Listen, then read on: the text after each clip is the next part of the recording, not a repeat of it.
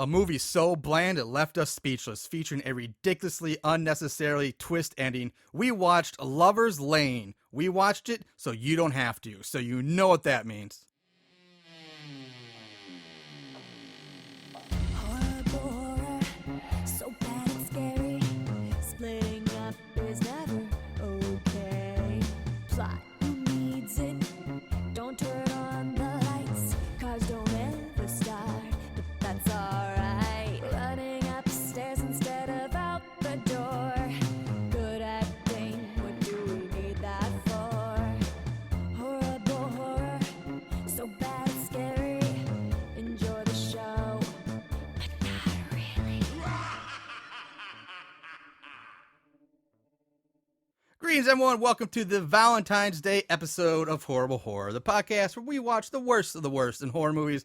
Movies so bad they're scary. I am your loving and decked out in sweet, sweet Valentine's Day gear host, Marshall Hampton.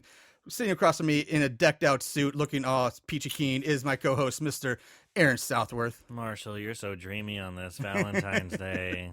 I just have to say thank you for having me. And that's pretty much the emotion we kind of left with after watching this movie, because we're just kind of like, what? Huh? That movie being Lover's Lane. Lover's Lane.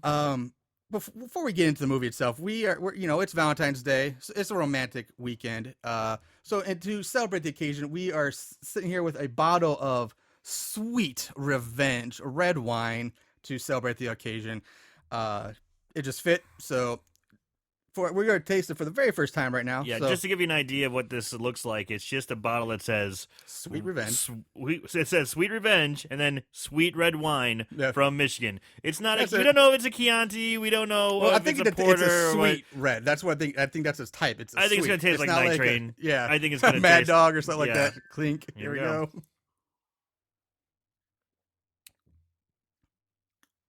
It's like syrup. Yeah, like church wine. Oh God, yeah, it's syrupy. Okay, anyway, that was that. So, Yes. Lover's Lane. Oh my God, the tagline for this movie is "There's no such thing as safe sex," which is doesn't fucking That really matter. doesn't really play into the movie at all. There's really not that much sex in this movie at all. I guess when you think about it, it kind of pertains to, I guess, the original murders. I Yeah, guess. or like having sex in cars on Lover's Lane isn't safe because you're gonna get murdered. But yeah, it really is a stretch of a tagline. This movie, wow. Now, technically, it says. All right, let's get this out of the way. The big thing about the cast is it has Anna Faris in it. Stars Anna Faris. Yeah. Successful actress. Everyone knows Everybody her knows from who Anna something, Faris yeah. is, so I'm not gonna go into it. But some times it's credited as her first movie role, but technically it's not. She's actually in a movie I believe called Eden before this, where she had a bit part, and then this one, and then right after this she did the first Scary Movie, which launched her career. Right. Really. Well, no, this isn't really a bit part. She's a pretty main. No, Eden was a bit You're part. right. Yeah. So And I thought the way this was billed, I thought it was gonna be, she's gonna be like a 5-minute brawl, she's gonna be killed. In I the thought first so minute, too. But she's actually has more screen time and more lines than the technically the main girl of this movie. right. I totally agree. Yeah. But so here's the thing: the movie was filmed in 1999 before Scary Movie, but it wasn't released until October 25th of 2000, and Scary Movie was released in July of that year. So Scary Movie came out first, and then this one, even though this one was filmed first because it was an independent movie, I think it took a while to actually get picked up for release, which is why there's such a weird imbalance of the dates. So they kind of had the ability to piggyback off of Anna Faris's name, which is now, anyway. when you look at the DVD cases, it's starring Anna Faris, because but at the time, the original case, nobody knew who Anna Faris was. Right. She was a nobody at the time. So it's got a runtime of basically just under 90 minutes or 90 minutes even, so nothing special. Written by Jeff Miller and Rory Veal and directed by John Stephen Ward. The cast has some interesting players. A few people people would recognize from other things. So the cast isn't that bad for this movie. Really, the first people I've noticed, I would say, is Matt Reedy. I don't know. It's Riedy. He's got 91 credits through his. We butcher everyone's I butcher his name pronunciations. so badly in this. But I do know. I remember him because he was in another low budget horror movie called The Den, which came out a few years ago, which I do remember seeing that. And then the other few people worth mentioning are Riley Smith, who plays Michael Lamson. He's got a pretty decent career. 72 credits. He's done some big things, like big network primetime shows like Nashville, which is a hit. True Detective on HBO. True Blood. He did the remake of 90210. Who was he on True Blood? I don't know who That's he was. so interesting. I'm going to look that up. 'Cause, I mean, that was something my me and my wife watched a lot of. I watched a lot of it too, but I lost it. Excuse the me. last few seasons, I lost track of. He did the short-lived Playboy Club, but that was a big money project for a network. Joan of Arcadia, 24, and one of my favorites, an early, oh god, what's his name? Judd Apatow. He was in Freaks and Geeks, which was a little, some people don't Love appreciate. Freaks and Geeks. It's so good. Love Freaks. I've had the feeling that the majority of our listeners know Freaks and Geeks. I very hope well. so. It's such a good show. And then moving on, we have Chloe. Sarah Lancaster played Chloe Grief, the blonde girl. Yeah. She's also probably well known. She's got 46 credits. She was 91 episodes. She played Ellie Bartowski in Chuck, which was a kind of a hit series. She was in Everwood, Scrubs, Catch Me If You Can, That's 70 Episodes, Teacher's Pet, which I think is in a low budget horror movie or thriller, I think, if I remember correctly. Dawson's Creek, Undressed, and she got famous for her role in Saved by the Bell, the new class, where she was in 79 episodes. I just can't get to Dawson's Creek. I don't want to wait for us to be over. I don't. Yeah, whatever.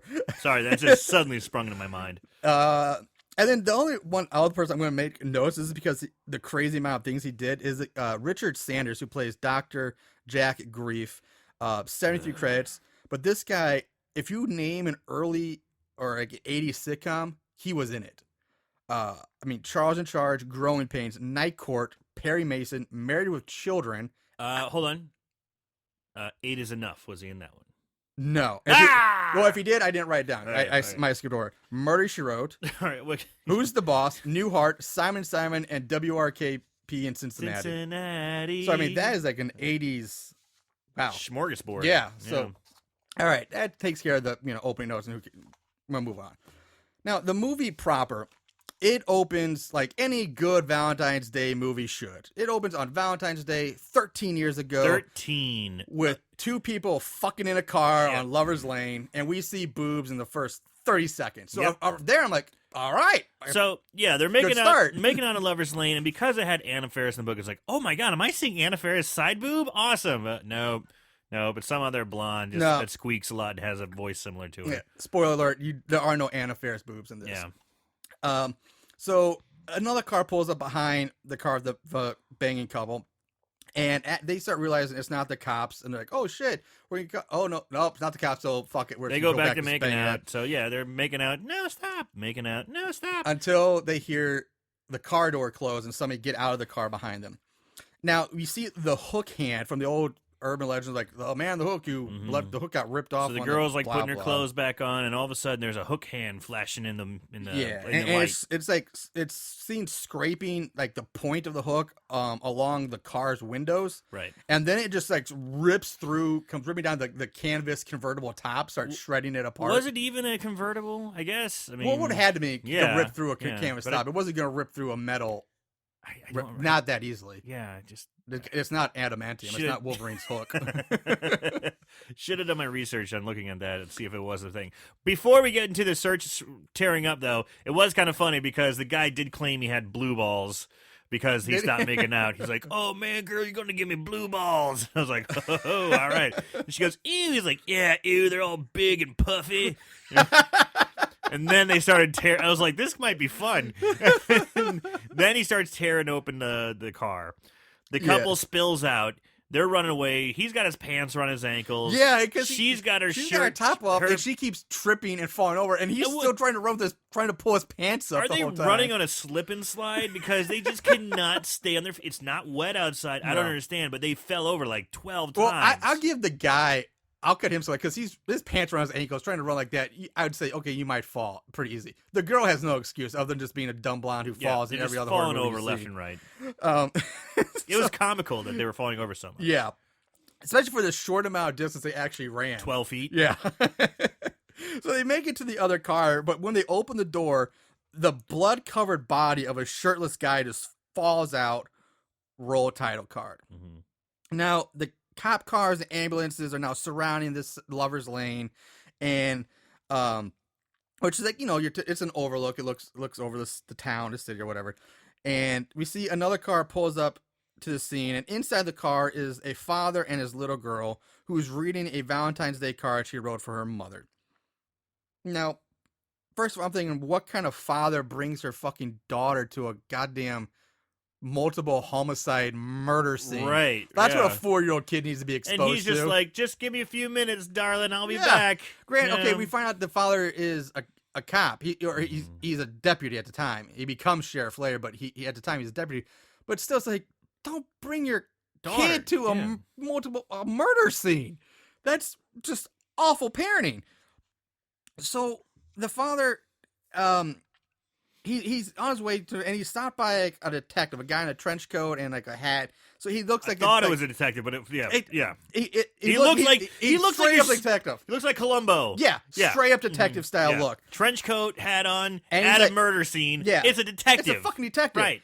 And he's like, no, don't go over there. You don't want to see this. And he's trying to hold him back, and he's trying to hold him back, like, no, don't go. And he just pushes by him, and he approaches the first covered body, and another cop bends over to unzips the body and the body bag, and back upon seeing the body of the woman, this cop says, "Oh, that must have hurt." So no, it's he opens up the body bag and he goes, "No!" And then you find out it's his wife. Yeah, it's his wife. It's the wife of the cop who and just the mother. Comes, the mother of the wife. little girl. Yeah, and the overacting is just through the roof. I mean, it looks like he got struck by a bolt of lightning. And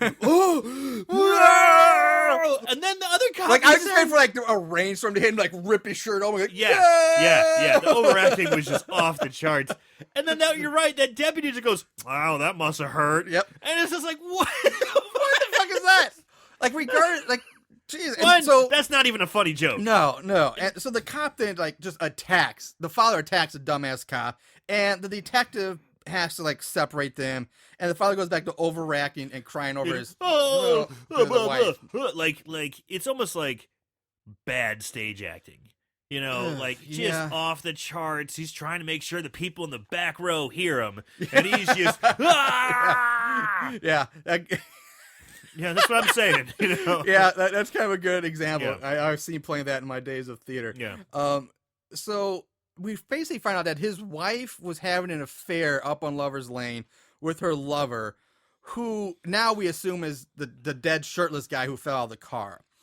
Now, some other cops who are there find a man in the woods who turns out to be a guy by the name of Ray Hennessy. Now, the detective guy says he knows him and says that Ray has extreme non-paraphilic sexual attachment. Very good. I heard that. I was like, what? I was like, I'm not even going to go back. I went back and like, okay, this is very important. I went back like 3 times to make sure I had exactly. Looked it up. E2, like, well, what's that?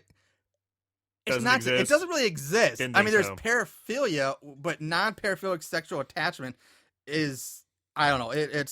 I don't think he has a very unique diagnosis. Yes. So he says that he tried to, and then the detective now was like, he tried to turn his affection away from Harriet, the wife, and he thought that this guy's therapy was working.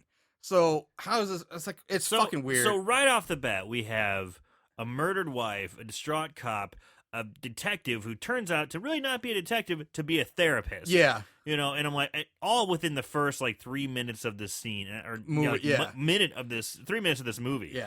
And I'm like, whoa, everything's just going so fast. It's a lot to keep track of. And then they pan over to the little girl walking over, like the cop, the father cop is so distraught. No one's around. And the little girl comes walking up, and she's wearing like a Valentine's outfit, and she's got a box of chocolates, and she puts it on her mom's dead corpse, and then goes, "Happy Valentine's Day, Mom. I'll miss you." I gotta count. We're gonna talk about that, but it's probably not funny more. But for me, it was funny because I my note on talking about what the non-paraphilic sexual attachment. I was like, I tried looking this up, but Google basically said, "What the fuck are you talking about?" That's like maybe the results I got from Google search. Yeah.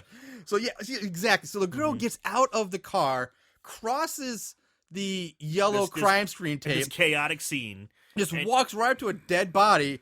And I'm like, how would this even happen? Puts a box of chocolates on her. Where Hi, are the Mom. cops? Like, See ya. why aren't there paramedics around the bodies? Why aren't there people watching? Like, keep the kid back. But I did notice I think they're trying to calm down that cop from overacting. from his That's what overacting. it Yeah. is, yeah. I did notice that in the background while the girl's walking up, there is some guy just leaning up against the back of an ambulance who just watches the girl approach That's the right, body. yeah, He just leans yeah. with his arms forward, leaning against. He just watches this. He just like, whoa, maybe I should stop this girl from He seeing was this like, dead "No, body. hold on. I'm going to let her traumatize herself for life. Yep. Let this, Yep. I'm gonna see how this plays out. Chocolates on the chest. Bingo. She's damaged goods I don't now. think it was chocolate. I thought it was just her Valentine's Day card. Well, whatever. Yeah. So we jump to the present day, and the little girl is now grown up, and she's in high school, and she's sitting on the front steps of the school reading. She's a bookworm kid. All right, so I knew a lot of kids in high school and stuff. The bookworm types, you know where they didn't sit? The front steps of the school. Right in the middle of the front steps where everyone's trying to walk in. Yeah, exactly. They're hiding in the cafeteria or something. Exactly. First of all, if you're the bookworms in high school, let's be honest, nothing wrong with that, but let's be honest, in high school, they're the ones that are nerd, what you reading, Yeah. get that. You're not going to sit front and center where every Where person every walks. single person It's walks basically around putting a you. bullseye on you Yeah. for every bully in Yeah. school. Or just like, if you don't want to like gain attention, don't sit in the middle of the fucking steps. Yeah. You know? So she's watching all the cute boys go past, and we notice, she lingers on this blonde kid who's basically like the Zach Morris of this movie. He does have a Jonathan Brennan, Tyler Thomas, whatever. Oh yeah, Kind of look to him. Yeah, he does. So we cut to Principal Penny Lamson. Now Lamson, I'll remind you, is the last name of the guy that the cop's wife had an affair with in the opening. That's the new name that was shouted out. And you find out her son is the cute blonde guy that her daughter, the daughter was looking at on the front steps. The Zach Morris. And just wannabe. keep in mind, listener, this film is so convoluted and kind of hard to keep up with as far as like who's doing what and what's doing who. Yeah, It's hard. It's gonna be hard for us to explain. Yeah, there are some really weird, poorly done things in this movie. And we get another quick jump to a guy and a cheerleader, just these making out on the back step somewhere, when another guy and another cheerleader, played by Anna Faris, this is their first, we finally see her, she's in her cheerleader outfit, walk up. Now, the blonde guy and his friend, Zach Morris or whatever, join the other four. So it's all everybody's kind of get. This is like the group meeting for the first time, introduce the characters. So we get to see the cool kids. And they're talking about their upcoming plans for the weekend, Valentine's Day. They're gonna party. Yeah. Now, out comes Zach Morris's girlfriend, blonde, Chloe. Her name's Chloe in the movie. So yeah, the way they shoot her is like, I mean, it's just like. Yeah, she gets like the slow motion walk down the hallway. It's like flipping the hair back, like she's like queen bee. And right of off the bat, it's school. just like, here comes the bad girl. Yeah, well, not even the bad girl, but here comes like the popular like prom queen. She's got a bad girl vibe going though. Yeah. Yeah. Well, I'm not saying, but when I think bad girl, I'm thinking she's like And she's not wearing leather torn jacket. with that leather Yeah, jackets, torn jeans. She's like very, very well dressed, very preppy, very trendy. And so she comes up, and basically as soon as she arrives, everyone leaves. And she meant because like, we don't really like her. And she mentioned something about how the Valentine's Day dance and the gym looks so tacky and stupid, so we're not going to go to the dance. We're not gonna do that dumb shit. Yeah, exactly. So Bye. Zach Morris, or really his name's Michael, but it took me forever to figure out what this fucking So name just call was. him Zach Morris. That's Yeah, fine. I basically call him Yeah. Zach Morris for most of this. He mentions that to his friend who's like the preppy, trendy, like boy band wannabe looking guy in a way. He mentions to his friend Brad that he's like he wants to break up with Chloe because Chloe left. He's like, I gotta break up She's with her. just too crazy. Yeah.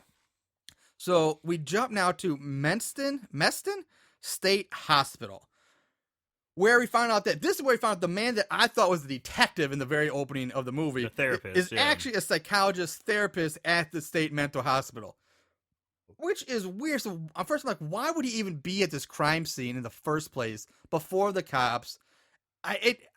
It blows my mind because they set him up like he's a fucking detective, not a therapist.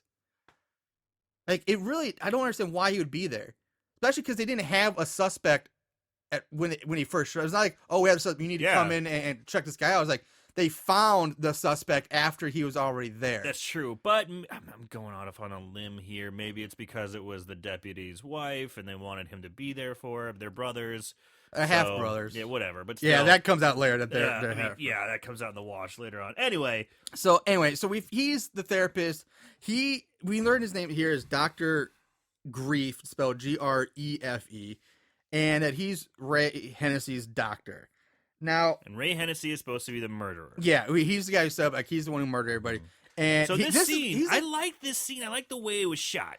Because they have him sitting in a chair, and they had the lighting coming through the bars. Looked really cool. You mean the light in his gigantic fucking circular room of a cell? Yes. It's like the Club Med of prison cells. This thing is huge. It is like gigantic. most prison wards or cells or even pad rooms, they're what? Maybe a 6x8, 6x. I don't even know. I've never been one, but they're normally notoriously for small, tiny. Yeah. This thing is huge. It's bigger than this room. It is bigger than most living rooms or bedrooms. Mm-hmm. It's gigantic, and it's got like a nice curved wall. He's got 2 chairs and a bench that wraps around the wall. 3 big bright windows that let in light. It's which in a very cool, like crisscross kind of manner. Yeah, it's like what the fuck. So anyway, Hennessy or Grief is kind of like at first I thought, okay, he's gonna be kind of the Dr. Loomis of this movie. That's what I thought too. Because he's sitting there talking to him, and he even rips off Loomis's lines like he's talking about. Oh, let your inner rage, that madness, you're filled with it. Like just the same shit Loomis spouted off about Michael Myers in the first Halloween. Mm-hmm. And he's trying to get Hennessy to talk about why he killed the people at Lover's Lane 13 years ago. He's trying to get him to admit it. Yeah. So tell me that you did it. I need to hear the words. And he was even saying things to the effect of, you can be free. Now, dude, he's meant like physically or psychologically? Yeah. Regardless, he's saying, you can be free. I'm thinking it's probably psychologically. All you have to do is say it.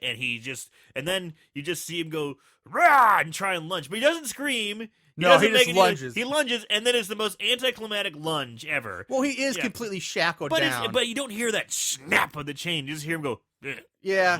And you notice he doesn't have a hook. He has a prosthetic hand on his right hand. That was supposed to be the scare of that lunge, like, rrr, but there's no chain sound effects. There's no rrr, there's no grunt. It's just sit down. It's really anticlimactic. Yeah. So now we go back to the school, and we're in the pool. So this school is a big prep school. It's got a big old, they got an indoor pool. It's got an Olympic-sized pool because they have a swim team. And so the swim team's practicing in the background, and Zach Morris and his group are hanging out on the bleachers talking. And the camera switches to Chloe as she walks past the window behind her. She is on a mission. And she's just walking straight lines. She is strutting, man. And Zach Morris basically mentions as she walks by, like, she's been acting differently lately. And Chloe finds Zach Morris's friend Bradley sitting outside by himself, and who says he's sorry to hear about the bad news. And Chloe's like, "What were you fucking talking about?" And so he's like, "Oh yeah, Michael's gonna break up with you." And she's like, "Fuck!" And she storms the fuck off. And we get a quick scene of Anna Faris talking to Mandy, who is the 4-year-old we saw earlier, grown up, the bookworm. And they're talking about vending machines, and Anna Faris's character is basically interested in the Zach Morris guy, Michael. She's the new girl at school. And Chloe storms in the pool yelling, "Who the fuck do you think you are, Michael?" And she doesn't stop. She does not stop her walk. Because Michael is like right at the edge of the pool. It's like, oh, she's just going to run in. She's going to push him in. Nope. She straight up Ray Lewis fucking tackles this guy into the pool. She's just like, "How dare you break up with me, motherfucker!" Boom! Into the pool. And then she doesn't stop. She's trying to drown him in the pool. She's swinging. She's smacking him in the head. Yeah. They have an underwater shot where they're kind of like smacking each other. Yeah. Like she's out to get him. Exactly. I mean, they had the program like the swim team other coach people and had to like jump jumping in in the pool and to break him up. And so now they're sitting outside the principal's office, and she tells him like, "You're gonna pay for this. How dare you break up with me?" Now, in comes Dr. Grief with a giant-ass Doberman Pinscher dog. Why? For some reason. Why?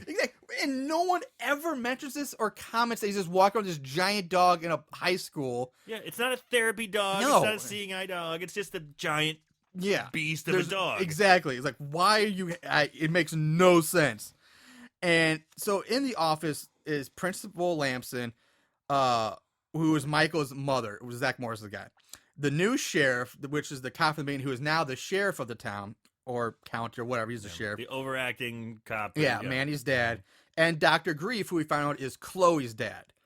The principal tells Grief that she thinks Chloe needs serious anger management, and he gets really defensive. He's like, fuck you, and that maybe Michael should be arrested. Yeah. Because he could be a sexual deviant like his father was. So and you kind of get the attitude right off the bat that this doctor is a dick, and he tends to, being a shrink, he tends to just analyze the shit out of everyone, and he lets them know right to their face. Yeah.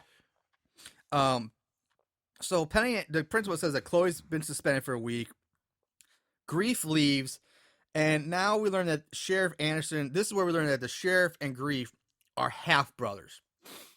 So everybody's kind of got some kind of connection, 6 degrees of Kevin Bacon thing going on. Yeah, there's a lot of, I couldn't tell who was related, who wasn't, who's it boning gets confusing. Who. Is there like you need like a flow chart or something. Like, really? Like one of those things on the walls, like a pin and string leading to each people's pictures. Right, to figure this out. Like a rough cut family tree. Yeah. Yeah.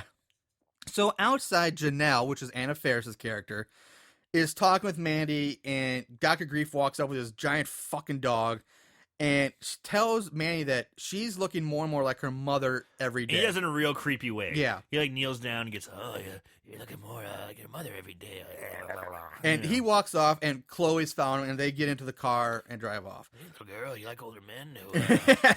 And Manny basically tells Janelle that Chloe's dad is the shrink of the hospital, and that her mother had killed herself for some reason, which I don't know if we ever even figure out that later. But if we do, we'll talk about it later. Just threw that in for dramatic effect. Yeah.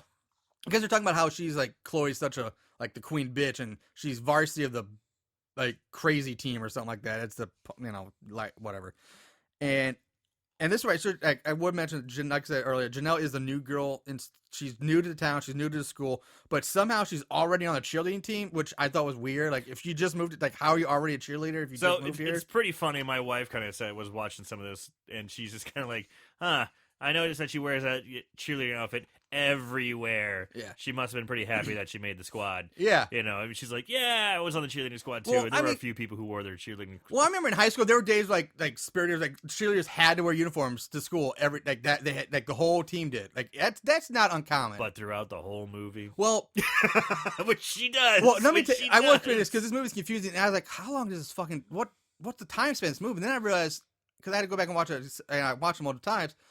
Technically, the modern period, when it jumps to present day, it does take place all in one day. So if she's wearing to school, I let that slide that they're wearing the same clothes, because it does take place in one day. Now, why she didn't change it after school to go out partying? That's a bigger question. That's what I'm talking about. That's what I'm talking about. That makes So we get to Penny, who's dropping off a newly grounded Michael at their house, saying that I love you and all this, but I have to ground you because you're suspended. Which I don't understand. Like, he didn't do anything. He would just he broke up with the girl, and he gets assaulted and tackled and nearly drowned in a pool, but he still gets suspended. Is this one of those bullshit rules? Like, school's like, well, no matter if you're involved in anything, no matter what your role is, you're suspended now. So you're punishing the victims first. Exactly. Which is bullshit.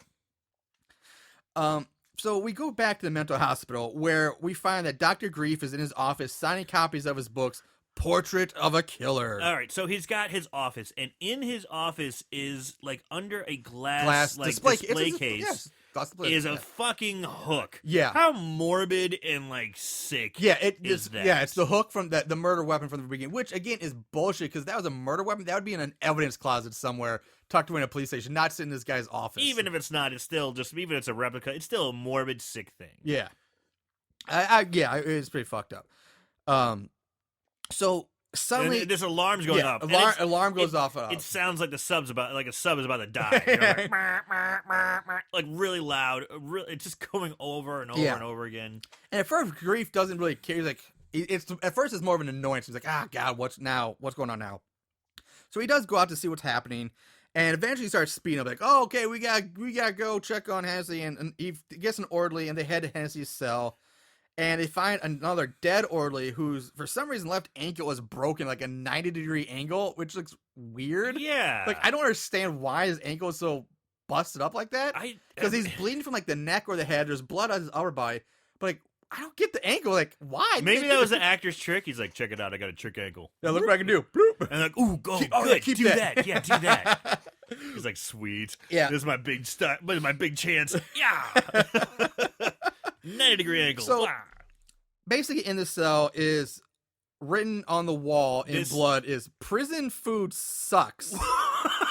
That's his big threatening message. Not I'm going to kill you or I'm innocent. Like, prison food sucks. This is your that's big why I broke out. chance to have your moment of revenge and coming Make back. a statement, be intimidating or something. Like nope. Nope. Hey guys, guess what? Your food fucking sucks. Prison food sucks. And then from just that, the doc walks up to the wall and sees a picture of his daughter. It's a newspaper clipping from yeah. she wants some like the town's beauty pageant, or something like that. that. Yeah. And he just goes, "Oh no, Chloe! Chloe. How does he? Why the fuck did he let that guy put that on the Yeah, goddamn there's no wall way in he'd the even first be allowed place? to have that on his wall. That'd be like a big Oh. no-no. I think that'd be a big red flag. And then how do you get the idea? It's like, oh no, he's coming after Chloe. yeah, again, it's a stretch. Because his message is prison food prison sucks. food sucks. I It's don't not think like he's going to go to fucking Arby's or Right. Wendy's to get goddamn burger. That's where he's going right now. Or your local Applebee's to get a steak or something. Yeah. He's not going to go on a killing spree. He's going to get some food. I don't know, man. That's pretty debatable if you're going to Applebee's after. That right, prison food must be really bad. I was just thinking, I don't know the town. I was thinking chains that a small town would probably have. So now it jumps back to Grief's office, and now the glass display case has been completely shattered, and the hook is gone. So that's the big reveal. The hook's gone now. So with more jumping around, Sheriff Anderson shows up at the school to tell Penny, the principal, that Hennessy has escaped, that he's out. And so they're like, oh shit, what do we do? It's funny, they just go, he's out. He's out. And it's like, who? This is 13 years ago? I mean, can you give me a little more information? Yeah, like, who's out? But yeah. He's out. Like, They hardly say his name. no, they really ever Yeah, do. that's why I was like confused. I mean, I really didn't know who it was till close So- to the end. One of the guys in the core group, his name's Doug. They're walking down the staircase, and he, like, for some stupid ass reason, he pulls out from under his shirt a 6-pack of Bud Light, which he drops one on the stairs and it shatters, and he's right in front of the principal. And she's so calm. She's like, come with me, He's like, silly. come on. And I'm like, first of all, what kind of dumbass brings a fucking 6-pack to school, and not just bring it to school, but walk around in the hallways with it underneath your shirt? That's the stupidest move. Like, that's what backpacks are for, motherfucker. Yeah. Yeah. But still, like, Keep your beers I'm in not your saying backpack I didn't. like a I'm normal not, kid did. I won't lie to say I never drank in high school, but I didn't bring it to fucking school School. with me. I didn't Yeah. walk around and within my backpack or into my shirt. Oh, it's this. Oh, fucking retard. So we go. Michael is back in his room at the house. He's on the phone talking with Tim, who, by the way, Tim is probably the most useless, boring character. Most of these characters are pretty boring. Have very low They're personality. really bad. But Tim is characters, just like yeah. a goddamn bump on a log. He is just completely void of any personality whatsoever. Doesn't matter. And he tells him to meet him at the Speedy Mart at 9 o'clock. That's really the only thing you need to know from this scene. Actually. So I'm skipping ahead a little bit because nothing happens for so long in this movie. And the main group is now at the local bowling alley. And they're all bowling. And Doug starts talking about the hook guy and, like the urban legends. Like, oh, did you hear this? No, this is how the story went. And each person has like a different version of the story and, Yeah, I guess and how he escaped now, which has become like big news. But so apparently there's like everybody has a different version of how he escaped prison, all this stuff. And one of the stories touches on how Hennessy lost his hand and how his face got all burnt. And I totally forgot to mention this, but when we first see him, he's got like not just like a Nick Fury eye patch, but it's like a Yeah. black thing that covers like almost the entire left half of his face. And they never explain why. But then they say his hand, like something exploded, like firecrackers, and his face got all burnt, which is now why he wears this like gigantic, large face patch. Or I don't. Face patch. Yeah, I don't know what else to call Yeah. it.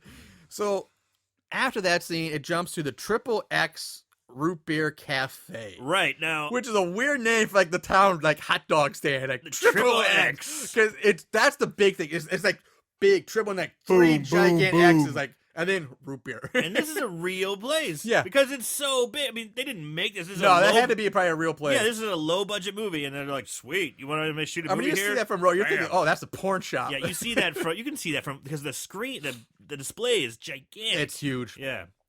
So Chloe is there with Bradley, even though we just saw her at the bowling alley, like less than 30 seconds ago. She went from the bowling alley to here, like just teleporting, zapping around.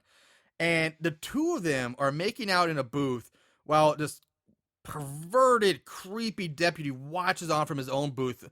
And when I make out, He's they're not licking just. his tongue. He's like, I know he's licking his tongue. He's like Yeah. making kissy face. Like this guy is a creep. Big time. And he's practically just getting off on watching these two teenagers make out. And it's to the point where it's not even making out because she's like mounting him in the She's booth. straddling him in the booth. I mean, and yeah. as a cop in a small town, if I was eating there, I'd look at the cop like, "Hey, go fucking Yeah, take do care, your job. spray them with a goddamn hose or Yeah. something." But he's getting into it. He's like rubbing his dick. Yeah, I bet he was that's probably right, under the girl. table.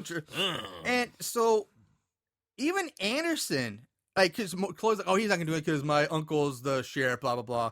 And so the sheriff actually walks in, looks right at, which is apparently now his niece, Yes. basically fucking a guy in a booth. And he just kind of goes, Eh. And this is, "Kids." God, it's fucking bonkers. This is the worst. Like, what's wrong with these parents, the adults in this town? It's Really weird. And the funny thing is that the pervert cop talks to the uncle, and he's just like, "Yeah, you see that? I wish I was her daddy." And he goes, "Why would you Oh, wish yeah. that?" And then he goes, "So I can spank her when she gets home." Exactly. And then he's like, instead of saying, "That's my fucking niece, asshole," or he a just teenage girl. right, or like, "What's wrong with you?" He just kind of goes, Exactly. I'm like, get this fucker off the force. How do you even pass the entry "What exam? is going on?" This, oh my god, it's scary. That might be the scariest thing in this movie. That guy's a police officer. So, and so basically, Anderson tells the deputy, like, "Hey, I need you to watch her tonight. Not like that. Just keep her Yeah, safe." and this is another thing: is you just heard your deputy talk about how basically he wants to fuck this girl. Yeah, exactly. And then you're like, "Oh, haha! Why don't you keep an eye on her all night tonight?" yeah, yeah. Whoa, that's So again, I'm skipping ahead a few scenes, and Doug, the guy who got caught with the beer, he now gets caught masturbating in a bathroom stall by Chloe, who tells him to make sure that Michael finds her and Brad at Lover's Lane later tonight. so. I guess this was kind of like her attempt to blackmail him. Like, Yeah. If you don't have Michael up at Lover's Lane at 9:00 or whatever, she never says it. No, she's like, your secret's safe with me. Just make sure you do this. Yeah, it's, you know what? I jerked off everywhere when I was in high school. I just be like, "Yeah, you got me." Who you got to? Everyone knows. Fine, And his jerk off material is like this folded up little piece of like paper that he pulls out of his Like wall. It's basically from like a Victoria's Secret model It's or like something. a Sears yeah. bra catalog. Yeah, It's like a yeah. Sears catalog or Looks something. like crap. So moving forward, Doug asks Mandy to be his date for the Lover's Lane party, and he has no game because he basically asked her by saying he's desperate for a date for the party, and that he made a bet that he would he asked me the bet was I guess he wouldn't have a date. So he was like, I have to win this bet by having a date, and that neither one of them have had a date in 6 months or more. And so why not? I'm like, wow, this guy is a fucking Romeo. Yeah, well, they kind of imply that too, is that he's a joke. But anyway, But she agrees to it. She's like, Yeah. all right, she's whatever. like, cool. All right, Yeah. let's do this. Now, interesting. Now we also established now that since so that means that Mandy and Chloe are cousins. I didn't even think about that, but you're right. Yeah. They would be. They'd be cousins. Yeah. So you see how this is such a fucking. I didn't even mess. think about that one. Holy Yeah. shit, they are. Yeah. And she and Chloe hates her. Like Yeah. they everybody except for like Anna Faris just constantly picks on Who's the new Mandy. girl. Yeah, Yeah. And she was like, she's nice. Why y'all pick on her Yeah. so much? And she's like, shut up, new girl, or something like that. So we cut to Penny and Michael talking in his bedroom, and basically it's bullshit. Basically, as soon as she leaves, he sneaks out the window to go meet his friends. And we go back to Chloe and Brad, who make a stop at the Speedy Mart, and she tells him to meet her around back while she goes inside. So this is 1999, 98 when this is filmed? It was filmed in 99. Yeah. 99. Gas is $1.39. Yep. Yeah, They- gas was, yeah. pretty cheap. That's how, it's actually probably about that same price right Right now, which is a rarity, but yeah, I mean, you can always tell that you Yeah, tell movies so- date like what year it was by the gas prices. So she goes inside and she's walking down the aisle and she sees somebody kind of bent over behind the counter or something. She's like, "Oh, hey, how you doing?" and walks on. But as soon as she walks past this, it turns out to be Hennessy who just killed somebody because we see a body of somebody fall out from behind the counter of the Like a aisle. clerk or something. And yeah. kind of get dragged behind the And then you see him stand up, and he's still wearing the mental institution. Yeah. like state hospital message with a hood. And I was like, right. It's like a jumpsuit. yeah, With the hood. I mean, it's the most inconspicuous. yeah. Like, outfit, why haven't you know? you changed clothes Right, yet? like you standing out like a sore fucking thumb. Exactly. With your goddamn mental institution jumpsuit or- and your fucking hook hand. Yeah. God damn it. So now the deputy, he pulls up, he follows Chloe into the store where he finds the store is pretty much completely empty. And he's like, and he follows her to the back and he comes to a door that's just been like just beat to shit. Like it's been stabbed and broken into. Possibly hooked. Yeah, hooked. And now, let me explain. When I say door, air quotes, I mean basically a piece of sheet wood that they just like attach Stuck to up there, hinges yeah. and it plays a real door. Because there's no doorknob on this thing whatsoever. It is. It's exactly what it is. And it's a sheep. You know. It's not even the size of a door because there's like a foot gap between the floor and this piece of It's wood. like pressed particle board. Exactly. Yeah, like, yeah. so I was like, really? Really? So anyway, the deputy ends up in the back storage area, which of course has like no lighting whatsoever. Yeah, And it's turn just- on the light. Yeah, exactly. Yeah. And it's like a long hallway for Yeah, some like reason. storage, where they keep extra soda and our Which I don't crap think like is. that back I there. really don't think. And you can totally tell it's not the same the building place- because same I've never place. seen a convenience store that has a hallway that's like longer than the building itself Yeah. for storage. So he walks back, nothing's there. And it is stretched out. It is This very thing stretched takes out, forever. and we're gonna try and go faster. So he finds out there's nothing there, but there's a thing behind a curtain. It's Maybe a window. There's another window. It's like a area. little window. But you don't even know if it's a window because he starts to like go through the window. He gets up to about his waist. He's climbing up into the window, and all of a sudden, he just Yeah, starts he just shaking gets and wiggling, killed. and then you guess he's dead because But- you don't see anything happen to No, him. you don't really see how. All we can assume is that he gets a hook in the face, like up You through hear the chin or the something. noises, And- but it's like you have to use your Yeah, imagination. you 'cause see, don't see shit. nothing. And the only thing you that's- see is about 3 drops of blood that hit the floor as he's left Yeah, dangling in this yeah. window, open So there's cross our- space or something. I guess second kill since the Sort prisoner of. escaped, Yeah, which again you don't even see. You just see a body on Yeah. the floor. and this is kind of you really don't see what happens here either. Exactly. Yeah. So we see Hennessy get into the deputy's SUV and drive off right as the other group pulls up in Doug's car. Now, Michael just pops up from nowhere. He's like, "Hey, guys!" And that pissed me off because wouldn't Michael just have seen the escaped mental patient just get into the SUV and drive off? Because there's like less than like 5 seconds when the SUV drives off and this one pulls in, and Michael's like, as soon as they pull in, he's like, "Hey, guys, I'm here." So that means he would have been standing out front that whole time watching that SUV You know, pull it's away. funny. I never thought about that. That's a good point. Yeah. Anyway, Michael gets in and they drive off. Now I want to ask another question because there's so many questions with this movie. Like, I don't understand what the point of Chloe stopping at the Mart in the first place even was. She walks in, she doesn't get anything. She walks in and walks back, and you never see her ever. You don't see her leave. You don't see her pick up anything. I don't understand what's the point of her even being in that store. I don't get it. It made no sense to me. You're right. Now, wait a minute, hold on. When she got out of the car, she said to the guy driving, Brad, "Meet me in the back." Meet me around back. So were they trying to lose the deputy? I don't know, because if they're trying to lose a deputy, that doesn't work because the deputy would still know that. Would just watch the car drive around the back of the convenience store. I don't know. It just makes this a pointless. That's why scene. we're doing this movie because it's fucking and horrible. I don't get it. So anyway, now we jump into Chloe and Brad at Lover's Lane. They're making out, but for some reason, I don't know about your we actually watched this. I should have said, normally at the beginning of the show, we say where you can find this movie. Well, it's not streaming anywhere. It's not on Netflix. It's not on Amazon. I actually bought physical copies of this DVD. I got them for like $5 off of Amazon. So I was like, fuck it, whatever. But the film quality suddenly went from average to whatever to just complete shit. So they're in. Like, I was like, what happened? Which is the worst time Yeah. to go to complete shit, because we actually get to see, or maybe see some boobies, because it's like the most. It's like she takes. They're making out. Oh, we're not going to get to that yet, but I know what's coming up. But it gets the film grainy. quality is just awful. It looks like almost rain spots. Yeah, you it's know? so grainy and shit. It looks like something that was filmed like the 60s or something. Right, or like, right. Or one that was like handheld, like like 9 Kennedy millimeters. assassination quality Yeah, film. it's Yeah. like, what is going on? So yeah, they're making out, and he's starting to have a conscience come about. Well, He's like, I yeah, can't and make they- out with you. I can't, you know. But they also hear somebody make out in the woods. That's what Yeah. stops him 1st or not making out, walking in the woods. He's like, oh, what's that?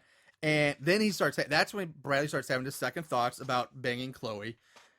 And Chloe isn't having it because Yeah. she's like, she tells him like, she's the best piece of ass in this town. Right. And what's it going to sound like when she tells everyone at school that he's just another loudmouth with a limp dick? He tells her this. She tells him this while taking off her shirt. Now, we do get more boobs here. But again, the picture quality is so shitty. Are they boobs, or were they like an alien space sighting? Because I couldn't tell the Yeah, difference. you can barely see. Now, Brad hears another noise from outside, and he's like, that's it, we're leaving. And so I'm like, all right, Brad's actually, all right, smart there. But Chloe's like, fuck no, you're not. And she's not having that at all. Give me that dick. Because she basically says, you're going to fuck me now, you faggot ass. No, she tells him that he's going to fuck her now or she's going to kill his faggot ass. That's the line.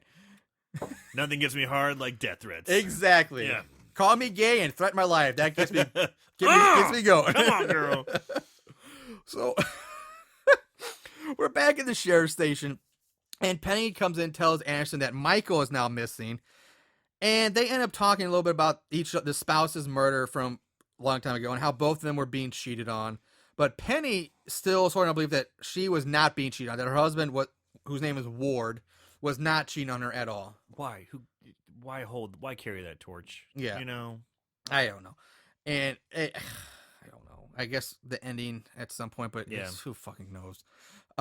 So Anderson now calls home to check on Mandy, but of course he gets no answer because she's out partying with the group. And speaking of the group, they all arrive at Lover's Lane in Doug's car. And Michael notices Brad's car like just up ahead of him. And Tim and Doug decide, hey, let's go mess with him. Let's go get him. Let's harass him. And they get out and they run off towards Brad's car. Now, the rest of them sit in the car and they talk and they bicker for a bit before Doug comes back with an injured and bloody Tim hanging over him. Yeah. And they're like, oh my God, help! And they're freaking out. It's just a prank. It's just fucking ketchup on a shirt and they're just bullshitting. So Doug and Tim now say, let's go back and mess with Brad some more. Let's do it for real this time. Yeah. So they get to Brad, they get up to the car and they fling open the door, and Brad and Chloe aren't there. They're gone. It's empty. But there's some sweet, sweet Boys and Men ripoff music playing over the radio. Okay, this is something else I wanted to comment too, is that whenever Chloe's in the car by herself, there's a couple moments, and she's got to be listening to like the Sweat Hotel. You know, she's listening to some sweet R&B, like baby-making music. Yeah, because when Like, she's sitting at the yeah. Triple X R&B, they show Yeah. a shot and it's Yeah. more like that. It's like the Boyz II Men quiet shit. storm going on, man. Quiet storm. It's like that sweet 90s R&B. Yeah. Yeah. Yes, it is. And so the camera pans to the front of the car where we see Brad and Chloe Like propped dead. up, sitting up. Yeah, sitting, they're you know. propped up against the front bumper. Brad has had his throat just ripped apart, and Chloe is sitting like next to him, and she's all bloody too. Yeah. So when Tim and Doug, Doug and Tim, whatever, find them, they think it's just fake. Like, guys, good prank. Oh, that's makeup job, so real. And that is until Hennessy comes out from the darkness and slashes at Tim with his hook. Now, Doug runs the fuck off. He just bolts. He's like, I'm out of here. Yeah, and he's yelling. He gets everyone back in the car. And now, of course, the car this time won't start. Which, fucking duh. Mind you, this car is also like a 1960s They try old cars. giant Yeah, fucking it's a boat. car. Yeah.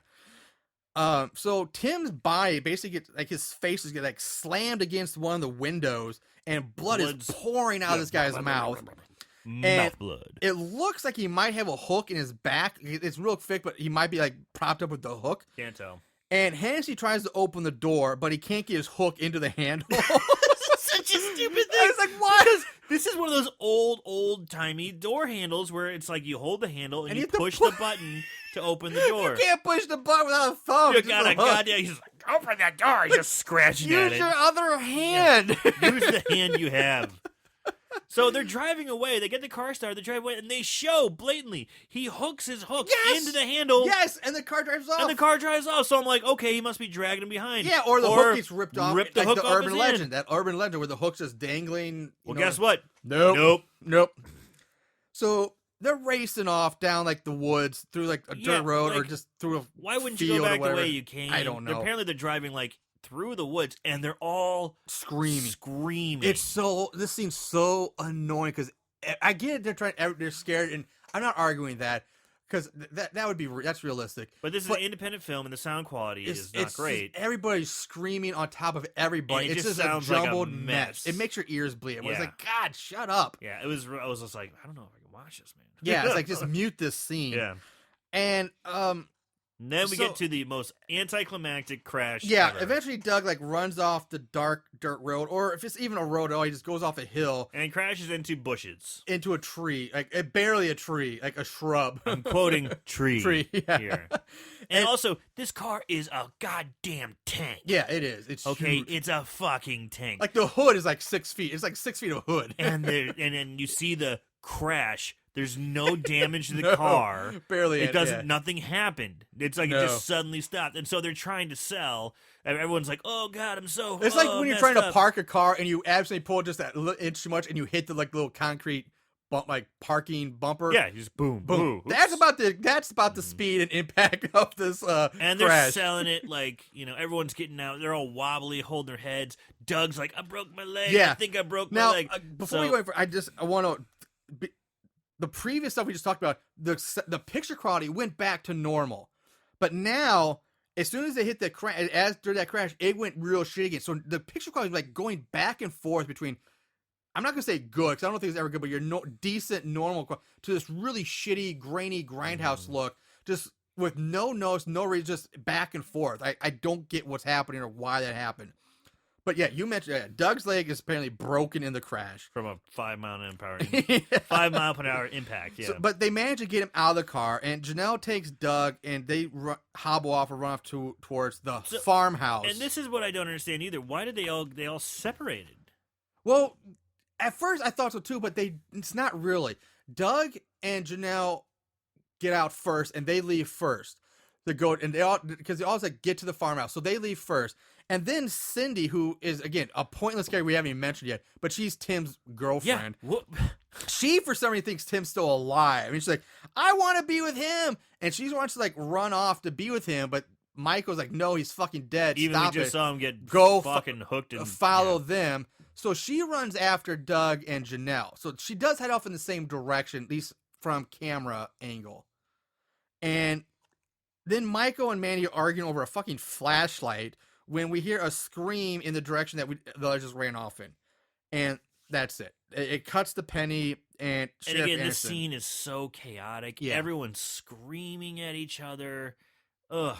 Yeah, and yeah, the screaming it's really, really bad. It's just it's too much. There's no like sound editing or proper mixing or I don't know. It's just really awful. So we're back at the bowling alley. Bowling alley, yeah. Penny and Anderson enter the bowling alley, and they're questioning some guy and some drunk girl. Some probably other high school students. Yeah, I guess. You're assuming. Yeah. And the girl is drunk. She is hammered off her ass. And they're asking about Michael and Mandy.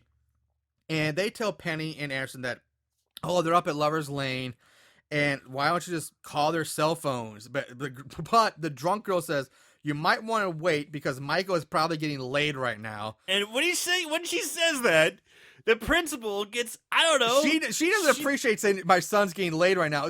She punches the girl. She just hauls off and punches this She chick. punches her for no reason. Like, Oh, I it's- don't understand why that happened. It's like, and not only that did she punch this girl, but she's with a cop. Yes, she's the sheriff, by the way. She punches a student, we're assuming, and she's doing it in front of a police officer. So it's for no reason other than just like, might have trouble finding your son because he's probably getting laid. Yep. And for that mild of a remark. Was that Basically, an she insult, assaults or- a minor in a public bowling alley. But next I to a do cop. like the fact that the girl who got punched just goes, bah! Yeah, she teaches like, ow! And then she gets something like, She like She laughs it off. Now, one thing I want to mention that it seems like these about during this scene, the bowling alley. Excuse me. Pardon me. No, we notice that the bowling alley is completely full of people. I mean, there's people bowling, there's people drinking in the background, all sorts of people. But when Penny and Anderson leave the bowling alley, you can clearly see through the windows, and that the bowling alley is completely empty. So from the I didn't notice that. yeah, I didn't wait a notice that. minute. It's because it's one of those things like. Cause I was like noticing, like, okay, cause you can see through one, like, oh, is this the same bowling alley? Because there's a very distinctive like painting on the wall, like a mural, like loud bowling alleys do. I'm like, oh, it's the same building, but like, where the fuck did all the people go? They just up and fucking disappeared. So we cut back to Michael and Mandy running through the woods, and once again, the picture quality has switched back to the shitty, grainy, overly dark garbage. I think I know what it is. Okay. Because when I was just I just looked at my notes, and when they when they crashed the car, they got out and it went grainy again. Yes. Like you said, I think it's because it's daytime or there's a lot of daylight, and they're trying to make it look like You it's think dark. they shot because day there was, for night or whatever? there was it's some night for pretty day? big shadows casted on them. Like it's sunny outside, and they're in the forest, and See, I think it's because it's sunny outside. I didn't get that. I thought maybe it was just for some the cameras are just had shitty night vision. I think it was just film at trying night. to make it look like it was night, but they were shooting when there's too much daylight. That's what I thought. I don't know because there's a scene of them running across, like coming up, like Well, I'm not saying because all this. Yeah, because they run across the bar at night, clearly at night, and the picture quality in that scene is fine, totally well, fine. yeah, like I said, because the picture quality is probably better at legit nighttime as opposed to Oh, I yeah, I just got like you. the shitty daytime. Oh, let's try and make it look darker. Got Yeah. okay, gotcha. So the two of them, Eminem at this point, I just start calling him Eminem. Michael and Mandy. Michael Mann, yeah. The two of them enter the farmhouse, and she mentions that it's not a good sign that since they don't hear the dogs barking. So I guess this is like the local. Everybody like knows these people, knows the farm. It's like a local thing, and they do start going around locking all the windows while Michael tries to find the phone, but of course, it's dead. All the lights come on though. Yeah, and he does find a double-barreled shotgun, but it only has 2 shells. So, and they enter the living room and see something moving behind the couch in the corner, and it turns out to be Janelle and Doug underneath a sheet. But Michael nearly shoots them, but Mandy manages to like knock the shotgun up just in time. Yeah, Michael's pretty trigger So happy. 2 shells are down to one shell. Yeah. And they eventually get Doug to like they want to try to take care of his leg, so they get him onto a kitchen table and they're gonna like try to put a splint on his leg and reset the bone. And I'm like, when did she become a fucking nurse or a Girl Scout or something like that? Yeah. And so they're like, she tells Michael to hold him down so she can reset the leg. And she's like, Janelle, you need to distract him because it's gonna be painful. So she's like, okay, who's your favorite teacher? He's like, what? Really? He's like, I don't know you that well. Right. Which I kind of thought was funny. And so Mandy tries to do that. And he lashes like, don't fucking touch me. And she's like, keep him down, keep him distracted. So Anna Faris, Janelle, decides to flash her boobs, which works perfectly. He's Yeah. like, oh. He stops and looks and And then Then- just snap. whereas Mandy snap and he resets the leg, causing him to pass out pass from on the a pain. Now, let's clear this up for anybody get hopes out. Like we said earlier, you don't actually see Anna Faris's boob because it's shot from behind. Yeah. So you don't see them. Although I do love this line that followed. Yeah, which all of a sudden Michael starts to become like the one-liner king of the rest of this movie. Yeah. Because Doug passes up for the pain, which sets up Michael's one-liner of, what can I say? I guess your body's a real knockout. Boom! Booyah! Kind of like that one. Yeah.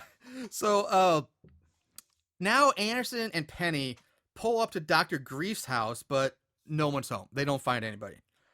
And it cuts right back to the farmhouse where Mandy, at this point, it's a lot of jump back and forth between the kids at the farmhouse and Penny and Anderson. So there's a lot of back and forth from here on out. And they're trying to get Janelle to wake up Doug, who's passed out, while Michael and her go to the barn to look for another car. And she's like, Janelle, don't worry. You'll be safe here because the killer, if he's out there, he'll see us leave and he'll follow us. He doesn't want to. So Mandy is sold on the point that He the killer is out to get them, Mandy and Michael. not the others. And this is where she drops the bomb, shoo, boom, on Michael, that his father, who he thinks died of a heart attack, was actually murdered. Was actually fucking around and got killed. Yeah. And because I guess mommy told him, oh, your dad was a good, he died of a heart attack, not that he was murdered. for fucking behind her back. Yeah. So Anderson, now we're back to Anderson at Grief's house. He finds a back door, and it's open because it's been hacked to bits, just like the door in the And these hacked convenience doors shop. just look like shit. Yeah. You know? Oh, this one was an actual door this time, though. Yeah. And he goes into the house, and it's the garage. And this garage looks like a goddamn warehouse. Yeah. It's the biggest garage I've ever seen. It's like bigger than the house itself. It's a small warehouse. It is. It's It's the only way you huge. can describe it. And Anderson proceeds upstairs, where we get the most cliches, the jumping cat scare. Yeah. So not only does Grief has a giant black Doberman pinscher, he's got a black cat too. And he continues to search the rest of the house, and we see Hennessy standing behind him in the shadows, just lurking around. And in the kitchen, Anderson finds the stove turned on, and a note written in blood on the fridge. Prison food sucks. Indeed, it is. Again! He's I mean, really hung up on his He's prison really food. upset about prison food. He's- So this is twice now. Yeah. Scrawled in blood, or what you think is blood. First time, it was like, what? Now it's like, huh? What? Is this going to come back in some way, shape, or form? It's like, yeah, He twice. really hates prison food. So this prompts the cop to look into the fridge. It opens the fridge, and he's To got the head of the Doberman pinscher on a plate. Like, straight up, like Godfather Yeah, style. like the horse's head in The Godfather. Yeah, I mean, jeez. Penny comes up behind him saying that she found the key underneath the mat, and bullshit, nothing, moving on. We jump back to Eminem. They're in the barn. They do happen to find a car. And there's another jump scare as a pig runs out from behind some hay bales, which trigger happy Michael shoots at that, missing it, and uses up the last of the shotgun They shells. do mention it. It's like, well, I'm out of bullets. So why did you even give him a gun? Yeah, it's like, what's the point? So Michael starts trying to hotwire the car now. And back in the farmhouse, Janelle is still trying to wake up Doug when she starts hearing noises and something moving around. So now Hennessy comes smashing through a window and tries to grab her. And how the fuck did he get there so fast? We just saw him in Dr. Grief's house. Yep. In the house, sitting behind the sheriff, and now he's way on this rural farm. What the fuck is going on? That is impossible. That's like in Holler, where we had somebody throwing a log outside and then was suddenly inside behind a door with a chainsaw. It all comes back. But if you're watching this, Yes, if you're watching this, you're like, what the fuck is going on? This yeah. is stupid. So Janelle runs upstairs and barricades herself in a bedroom. I love it. She grabs 3 knives. So she's clumsily holding 1 knife in one hand and 2 knives in the other hand, like in her fingers when she runs upstairs. And then she just leaves him. It's so weird. She does barricade herself in a bedroom and she just sits on the bed. And she does see the words "Die, bitch" scratched into one of the walls. And now the camera pans down Janelle, she sits there, and we see... It's looking like they're going for a panty shot. Yeah, that's what makes, because she's sitting on the end of the bed, and we see a hook creep out from underneath the bed and raise up between her legs. So right off the bat, you got... So now he went from the sheriff's house to the farmhouse outside. Where you just saw him downstairs. And now I was already hiding underneath a bed. This is like Jason, Friday the 13th type. This is beyond that. Yeah. This is beyond that. It's insane. This is like teleporter, like Nightcrawler shit. Yeah, it is straight up Nightcrawler shit. And so we see the hook start raising up between her legs, and the camera pans back up to her as we hear the hook like impale, like just big squirt, impale Janae. And nothing is Anna Faris, because she's done a lot of things I actually have enjoyed. But this is early on in her work, and this death scene is almost comical because the noises and faces she makes. It makes it look like she's almost having an orgasm instead of being eviscerated by a hook. Right. Because she's like, it's like a comical, kind of like a comical Does this feel good or bad? Yeah, Kind of orgasm. It really is. And even the faces she makes, it's like, what? And so all right, I just talked about how he was underneath the bed. And we So just she's dead. yeah, she's dead. You don't really see what happens, but she's dead. So downstairs now, Doug finally starts to wake up as he sees the killer enter the room. He's all like groggy-eyed, all blurry.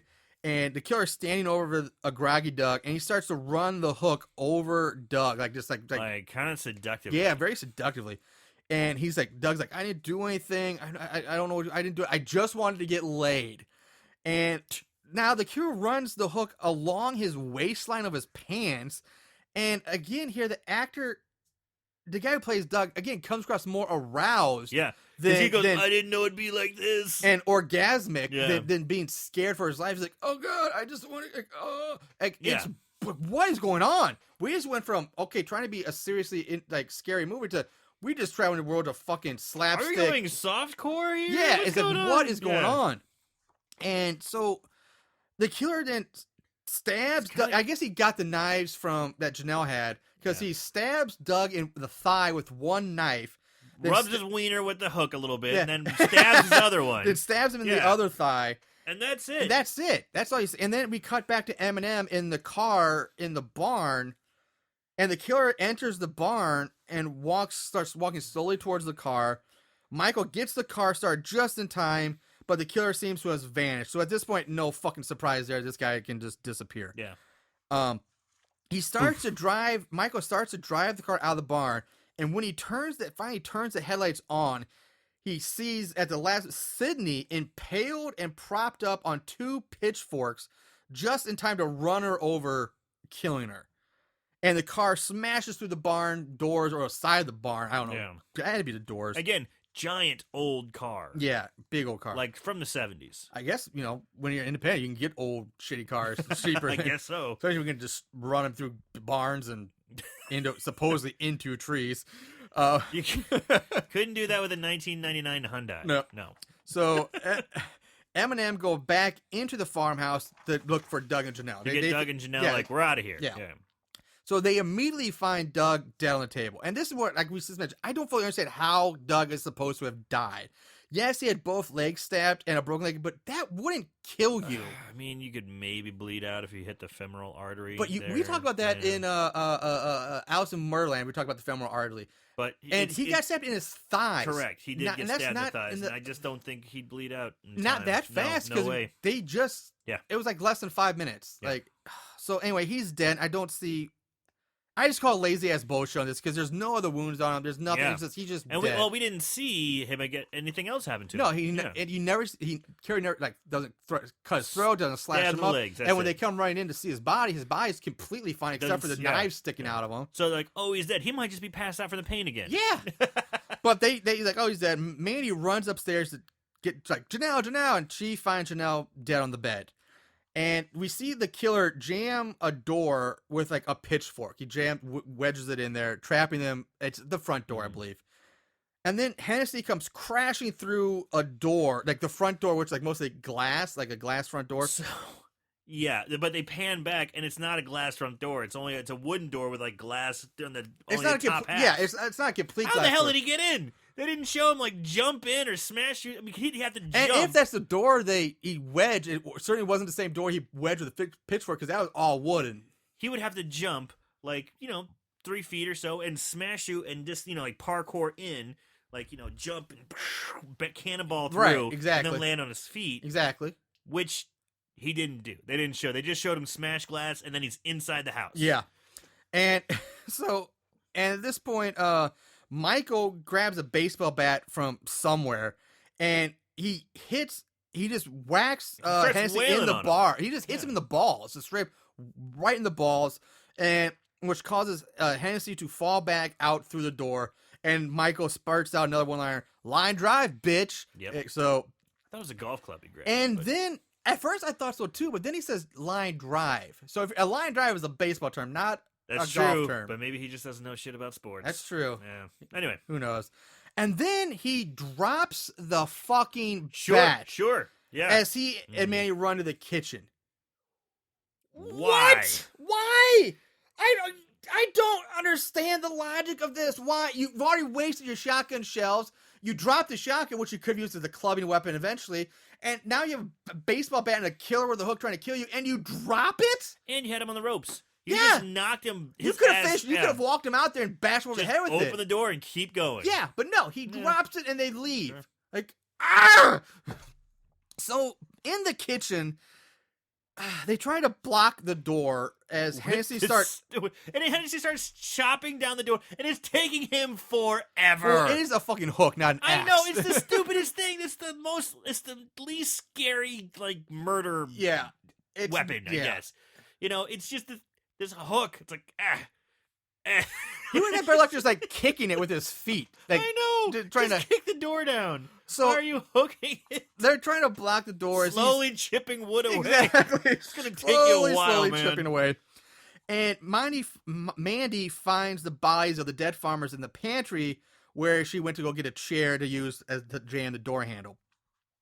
Now, Michael here rips the gas line off the back of the stove, which is right next to the door, and tells Mandy to start looking for matches, which she does. And then he's like, okay, now find duct tape. And I'm like, boy, they sure are lucky that this kitchen just happened to have both matches and duct tape. So in there. so Michael's turning into a little MacGyver here. We've already seen him like hotwire. Straight up MacGyver's He's hotwired a 70s automobile in the late 90s, early 2000s, and now he's rigging up a booby trap, some sort of booby trap. Yeah, and he tapes the matches to the floor in front of the door and tells Mandy to go to the car. She runs out the window towards the car as Michael places the chair against the door and the gas to buy him is just leaking, a little, and the gas is pouring out, leaking, and then follows her. As Hennessy's able just to reach through his little armhole, he's finally managed to chip away enough at to fling the chair aside. I found that pretty funny because they just put the chair in place, and as soon as they leave the screen, he just reaches in, grabs that chair, he's like, "Fuck that!" Yep, exactly. Kind of the same thing. Like, I guess it bought him that half second he had to take the chair out and move it, but yeah. So when he closes the door behind him, which is where they does even close the door in the first place, he could have just left it open, and it probably would have changed a whole lot. Yeah, because when he closes the door, the match, which apparently is jammed in the bottom of the door, strikes the striker that's taped to the floor, and causes basically the entire house to explode. Massive explosion, like nuclear level explosion, massive explosion, and he's right there at ground zero. That is a key point to remember, that he is at right the source of the explosion. Exactly. And Eminem drive away from the house. Woohoo, we got him! Yeah. Now we jump back to Anderson and Penny, who are still hanging out in Dr. Grief's house, and they find a book called "Sexual Deviance: The Father-Daughter Relationships," and girls' panties on an end table. So you kind of get the idea that Grievous, Jesus Christ. It's not Doctor, sorry. Yeah, I know. Not General Grievous. Sorry. So Dr. Grief and Chloe might be something, or Grief. But which is weird, because they said, they even asked, does Grief has a girlfriend? He's like, not that I know of. But at first it's like the sexual deviance thing, because I was like, okay, because they did talk at the very beginning, Hennessy's got, he's a psychiatrist, and that might be his specialty. But then it says father-daughter relationships. I'm like, okay. Yeah. So Penny finds a teddy bear that Michael gave to Chloe, and then she finds, which leads her to a room, which is basically a shrine set up to Anderson's dead wife, Harriet. The room has pictures of her all over and dozens of lit candles. I mean, it's your stereotypical creepy stalker shrine you see in all the movies. And in the room, Anderson finds the Valentine's Day card that 4-year-old Mandy left on her mother's dead body at the very beginning of the movie. Which I said was candy, but it is the card. Yeah. You're right, yeah. And now it cuts back. The movie goes back to Eminem driving, and they come across a body lying in the middle of the road, and it turns out to be Chloe, who's still alive. Chloe somehow managed to limp out into the middle of the road. Yeah. And they help her up. They help her into the car, and they speed back to Lover's Lane because Chloe's like, tells him that Brad's still alive somehow, even though he clearly was not. Now, granted, these two did not see Brad's body. These two did not. Yeah, that's a good point. So they get back to Lover's Lane, and Manny now hears a phone ringing from somewhere. It's like, out of the middle of nowhere. Oh, yeah, this is great. They're driving in this gigantic fucking clunker of a car driving over the road, like bump, bump, over bumps and like on non-paved road, and there's a cell phone somewhere in the wood, in the and like, weeds, tall oh grass. wait, stop! Hark! I do declare, I hear a cell phone. You know, it's just ridiculous. Yeah. Is she a So dog? Does Yeah. she have extra sensory hearing? So she finds the phone in the grass, and it's her dad trying to call, and she's like, And that phone has no fucking voicemail because that thing rings forever. "No, it does. It rings forever. Well, it is 99, so I don't know what voicemail technology was. I don't remember back then on my cell phone. So she's on the phone like, everyone's dead, help, we're up at Lover's Lane, so they get the location. And there's a very quick series of shots that basically going on here that show Chloe in the back seat behind Michael raise up a hooked hand, and Michael's looking at the front window. He screams out Mandy because he sees Hennessy come out from behind the bushes behind Mandy and grabs her. And then Michael is hit in the face by Chloe's hook. She basically punches him with the hook. While Mandy is dragged off into the bushes by Hennessy. Fighting with Hennessy. Yeah. So Chloe now keeps attacking Michael and yelling, "No one dumps me, bitch! No one dumps me, bitch!" I mean, this girl holds a grudge. And she is cussing and screaming. Yeah. I mean, she's dropping F-bombs and she's like, motherfucker, goddamn. Yeah. I'm like, whoa. She is off her rocker. Is mad. Yeah. Really mad. So Mandy, in the meantime, is getting dragged towards another car, and she gets thrown into the front. And these are like bench seats. These are all our old cars. All these bench cars are from the late 80s. Yeah, and this is what Dr. Grief's like a rich, wealthy psychiatrist. So he'd all have a from nice the car. 80s. And you know what? I remember when I was in the 90s, I drove an 81 Buick Riviera. The ghetto glider and the ghetto sled. Yes, Remember them finally. and like an 88 Pontiac Riviera. Or Pontiac Parisienne. So I remember having shitty old 80s cars and stuff like that when I was. I can understand the high school kids had that for their first car. Everyone else? But yeah, the supposedly rich, successful head of a mental hospital would have, you would think, have a nice, who has a really nice house they show. Yeah. But anyway, so she's thrown to the front and she sees Brad's dead body in the back seat. Hennessy gets in the car next to her. He removes his mask and the hood he's wearing to reveal a badly burnt Dr. Grief. And this is where shit starts getting really fucking insanely bonkers and just what the fuck's going on. So this is supposed to be that Grief was the one stalking, and he was the one that was in the explosion, which we just mentioned. He was at ground zero. Anybody would be dead instantly. Yeah. Yeah. Like, I don't, like, even in Jason movies, I think they probably would have said, yeah, Jason's probably Jason's dead dead because that blew up the entire house. The entire house.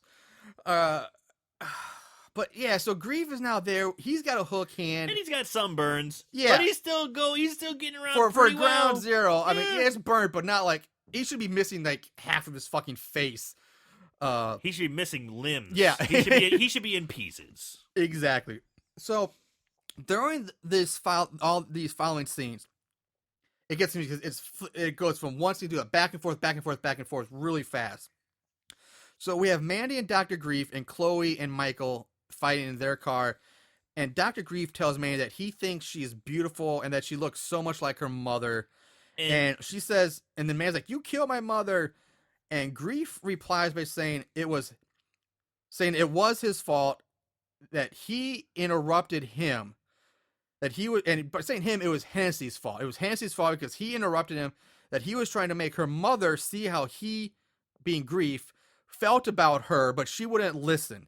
And she started yelling.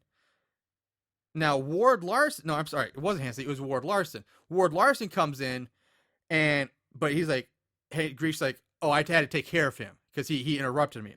So that Mandy saw that and started screaming. It gets fucking confusing. And it's really hard to hear what he's saying because the actress playing Mandy is screaming Yeah. so loud during his like big reveal. Yeah. And she's screaming and won't stop screaming. And I'm like, oh my God, Yeah, just stop so- it. I want to hear what he has to say. And Mandy he says that, oh, you were there and you saw it and you started screaming. And I just wrote on my notes, what? Yeah. Because, yeah. all right, so None of this makes any we sense. have to break this down. So we're going to try to make sense of this. So Dr. Grief was in love with Mandy's mom. He tried convincing her of that he loved her by basically raping her, I guess. Sure. Because earlier when Anderson and Penny are talking about, like, Penny's like, oh, there's no evidence of the affair. And he's like, no, we found evidence, which I can only assume is semen So, in a yeah, post in a they rape. kind of go. We found Evidence. So Squirt. then during the rape, Ward Lamson managed to swing by and he interrupted trying to stop it. So Dr. Grief had to kill him. But now I don't understand how 4-year-old Mandy would have seen any of this because at the very beginning she's in the car with her father arriving at the murder scene. So that doesn't make any fucking sense at all. That's impossible. So at this point, I'm just like, what the fuck's going on in this movie? It's insane. It is fucking insane. So we go back to Michael, who burns Chloe's face with the cigarette lighter of the car. Old school cigarette lighter. So while he's slapping her away, they show him push down the lighter and wait for it to charge. So it's basically, get away. Get away. Slap fighter until it pops out. And it pops and goes, yes! Grabs it, burns her cheek. Which gives him enough time to get out of the car. Yeah, and then she's like... I love what she does when she gets out of the car. I love it. She gets out to go after him, but stops to look at herself in the side mirror. And she's like, I thought it was funny because she's like, fuck, yearbook photos. And she looks at the burn mark on her cheek. Oh, God. And then she turns around to see Hennessy, who she thinks is her dad now, still dressed up as Hennessy. And she whines and complains about how he's not helping her enough. That you told me we'd make him pay. Yeah. You told me we'd get him, and I'd be the prettiest girl. And she's just going off like little she Miss says Prissy bitch. that she killed Doug, which would make sense about the really seductive, weird, creepy drag the hook over his crotch, and that slut Janelle, which, by the way, was never slut in any sense of the word. She didn't talk about sex. She didn't act like a slut. Yeah, whatever. She's just being a bitch there. And that the least he can do is kill little Miss Goody Two-Shoes and her soon-to-be very ex-boyfriend. So Chloe gets closer to Hennessy, still thinking it's her dad, and asking if those bastards hurt him. Like, oh, did they hurt you? She reaches up, removes his hood and mask, which is basically his left face patch, and it reveals that it's not her father, it's actually Hennessy. So this is the first time we actually see Hennessy. Yeah. And Hennessy raises his hook up above, raises a hook arm up as Chloe screams. He slashes her across the throat because I guess that's why, because you don't see it. You just see lots of blood splatter against the car windows. She smacks against the car and falls down dead. So now we go back to Grief, who's yelling at Mandy and that he loves her and that he's the only one that ever has loved her. And then he starts to choke her. So he's like, hey, I love you, but I'm going to choke you. Yeah. And that's when Michael shows up and pulls him off. He pulls him, tossing him out, pulls off Manny, tosses him out of the car onto the ground. And Eminem run back towards their car, which now, of course, won't start. And Grief chases him, but stops once he sees Chloe's dead body.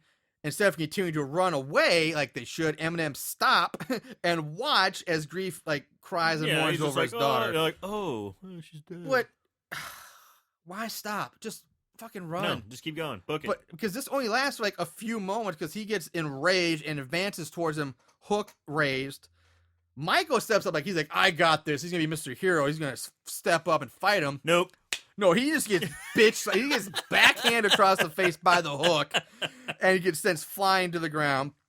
And he grabs Mandy again, and he's struggling her, but he gets shot in the back out of nowhere because now Anderson, Sheriff, has just showed up, shoots Grief in the back a few times.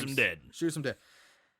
And as Anderson starts checking Grief's body, to make sure he's dead, he lunges back to life, and the two of them start struggling. Mandy has the wherewithal to run back to the car and get Chloe's hook, which how she even know she had a hook, because she was nowhere near this when this happened, which that's another fucking what? So she gets the hook, she runs up to Grief and stabs him in the back with the hook, killing him, saving her father. So we fade to the morning now, and just like the opening scene, more cops and ambulance are all around the scene. Michael is asking Anderson about the real Hennessy. He's like, who was it? And Anderson's like, and basically Anderson explains that Grief had 13 years to work on him in the prison. Who knows what he has become now? Who knows what really happened? So, which dates back to him, like, just admit you did. And start trying to convince him to convince we kind him. of get the idea that it really wasn't Hennessy who committed any crimes whatsoever, but was manipulated by Grief. Well, That's what I got. yeah. Well, he did. I mean, he didn't kill any of the kids. Right. He killed. He would have been the one. We'll figure this out. We're gonna go through this in a second. So Anderson tells Eminem to go with the deputy instead of riding in the ambulance to the hospital. And I'm like, why? Yeah. Why would he do that? They're all banged up. They got cuts and everything. They're sitting in the Yeah, ambulance. they're already inside of it. Like, why would you tell him? Why don't you kids go up with the deputy? Yeah. What? It's like, which he doesn't. First of all, he doesn't even visually see. He just sees the SUV. Yeah, and he goes, take him on. And he goes, okay. So the kids, they hug their parents goodbye, and they get into the back of the deputy's SUV, and we see a hand drop, pour out a cup of coffee, and then the driver's side door, and then a hook reach out, across, close the door, and the SUV drives off down the rural mountainy forest, pine tree lined roads. Roll credits. Holy fucking shit. That's Lover's Lane for you. What a clusterfuck of an ending. So, before we go into favorite kills, we need to try to sort this out. And do we really? No, we need to, I want to try to figure out who killed who. That's basically it. Because we basically have 3 killers in this movie. Right, you really do. We have 3 killers. One who hates prison food. Who hates prison food. Hates it. So, the deputy at the beginning in the Quickie Mart, that one is unknown to me. I don't. So I'm pretty sure that's Hennessy. See, I was wondering if that maybe Chloe, because she's the one who went into the store. That's the only explanation I got. No, because you see the guy. He's walking around in the mental hospital outfit. He's walking around in that mental hospital outfit. He kills the clerk. Yeah, at the beginning. Yeah. So he must have killed. My thought is that. So he you killed think the Hennessy killed the deputy? Correct. Okay. But to be perfectly honest, I guess we don't know if Chloe didn't kill her either. We don't. I guess it could be because Hennessy's the one who drives off in that same SUV at the very, very end. But you have but you also have 2 potential killers right there. Yeah. So we don't know for certain. The deputy is unknown. You don't fucking know. We really don't know. So Brad, whose throat is slashed off screen, I'm thinking it was Grief, because Chloe was faking being dead next to Brad, and somebody comes up and kills. So I'm guessing that's Grief. I agree with that. Janelle eviscerated by the hook was Chloe, because she said that. She killed Doug also. She killed Doug, so that's Chloe. Now, Cindy, who's impaled on a pitchfork, was actually killed by Michael because he ran her over. But who did that? Yeah. That's up in the air. You don't know. That could have been Chloe. Chloe doesn't. Well, Chloe kind of she kind of tells us, like, I killed so and so, and I killed Janelle, and I killed Doug. So maybe Grief. Cindy maybe got killed by Grief. It would have to be Grief, or Hennessy, but I don't. It doesn't fit his MO. Chloe throat slash. That's Hennessy. So that's the only one Hennessy kills, other than the dog, and the orderly when he escapes. Right. And then Grief is stabbed in the back by Mandy. So you have 4 different people killing people in this movie, and you're trying to keep track of. It's fucking insane. It's a mess. So with that, let's go into favorite kills. There can be only one favorite kill. All right. Let's just to start off. These kills were the worst. Yeah, these were awful. A lot of them were just cutaways, just really kills bad ones too. Just really bad. I mean, and we just had that with Hala. Yeah. Also, so I'm kind of disappointed. I am too. Getting those back to back, like every once in a while, you get those movies and go, "Oh, that sucks." But now we had them back to back. It's just like, oh, come on. I agree with you. I was disappointed in the kills, but with what we have to work with, what do you got? I'm gonna go with probably the girl who's impaled on the pitchforks. Cindy getting hit with the car, because that was kind of like, whoop. And it just, even though you don't see her getting hit, you kind of show her roll on the hood a little bit. Yeah. It's a really shitty effect, but it's still the fact that they hit the lights and there she is, and wham, you can't stop, and yeah. So that's okay. That's the one. Yeah. I almost don't even want to pick one for this week. They're really bad. They're really bad. Chloe, just because it was one more, even though you don't see it, was more just brutal. It's like it was just slashing, just blood splats, and she hits. That's my number 2. Yeah. Part of me wants to go with. I might go with Anna Faris just because it's so fucking weird. It's borderline kill and orgasmic at the same time. But I guess more because if I visualize what's happening, the hook coming up from between and just like going like in the groin or in the vag or something, a hook Or just ripping her apart in the top of the gut, working its way down. down. Or Yeah, like that would be brutal. So to me, I had to expand what we actually see to make it my favorite kill. But I'm gonna go Janelle. I don't like using my imagination. Show it to me. That's why I watch horror movies. Show it to me.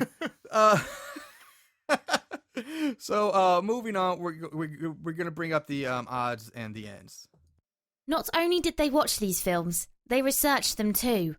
Ugh, what is wrong with these guys? IMDb gives it a 3.9 out of 10. Rotten Tomatoes, again, no tomato meter score, because it's kind of a rare movie. I was very surprised we did this movie, honestly. That's one reason I picked, because when it comes to Valentine's Day, everybody thinks of My Bloody Valentine, the original and the remake. And then the one I was going to do before this was the one called Valentine with Denise Richards and the guy who played Angel, David Bararius. Borenstein. I always fuck up his name. And then I found this, and I want to do this. Like, it's one I've never heard of. It's a rare one. Like, fuck it, let's give it a try. Shame on you. Yeah. But it does have a 31% audience score. And Amazon 3.5. Hi, man. It's 4.4 out of 5 on Amazon. 4 out of 5. It has to be Anna Faris love. It really does. I'm wondering if it's got to be. Well, we'll get to it later. Now for plot keywords, moving on, there were 45. Hook is Hook. Yeah, but there's nothing worth repeating because it's all obvious ones. There's nothing fun or kind of odd. So orgasm death. That would have been a good one. Yeah. So, and as far as trivia, again, it's so rare and so low known. There's not much to be known. The only thing worth noting is that Erin J. Dean, who was the girl who played Mandy, the main girl, she was also in the credits. There's a person named Ann Jeter is credited for playing Harriet, her mother, the body. But which it turned out is just an anagram for Erin J. Dean. She played both Mandy and her mother. Oh, weird. Yeah, but they just made up an anagram for Harriet, which is kind of weird. It's kind of clever, I guess. Yeah, I mean, I've never seen that done before. Weird thing to do, though. Yeah.